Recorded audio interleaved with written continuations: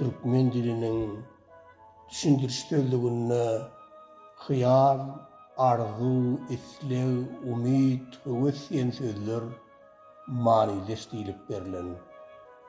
Ol ýerde başga-da manydaş sözler bar. Meselen meýil, tama. Men şol manydaş 5 sözden şygyr düzmegi niýet etdim. Olary näýilem bolsa tapaklandyrmak isledim. Okan, dinläň, bollumyka. Ýöne şygyr ýazýarkam, islemesem kalp, köňül hemde göwün sözleri gaýtalamaly boldum. Diýmek, bu manydaş sözler insanyň ruhy baýlygyna günüden-güne täsir edýän bolmaly. Şol sebäplen sözlükde bir meňdeş manyly edilip görkezilýärmika? Bilmedim.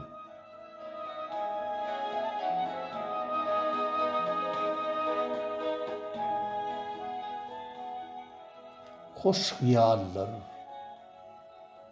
kanat kalba, yakımsalar, her bir köňle coşgun verer, açık göğüne, hem beýgelip bayar ýaly.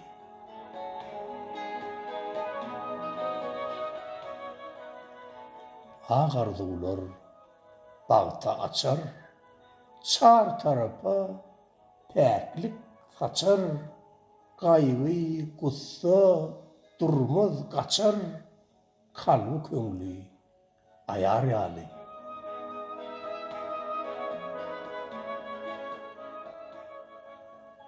Süýji islegler ýakymly, ömri edýänler akymly. Bilgin mudam sen çakyňly, kanagaty ýaýar ýaly.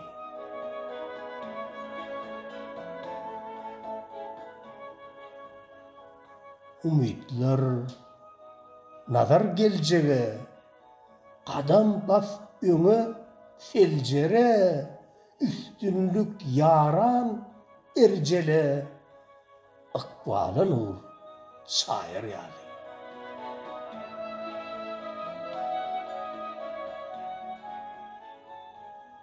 Höwesler telwasyr köňlü, saklan biraz.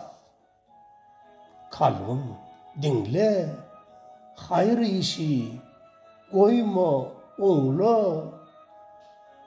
hergiz ýakyn saýar ýaly.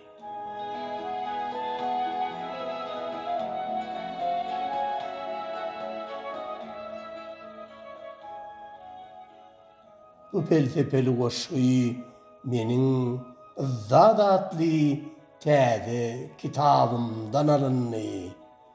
Goşgyny awtor okudy. Köp sag bolun.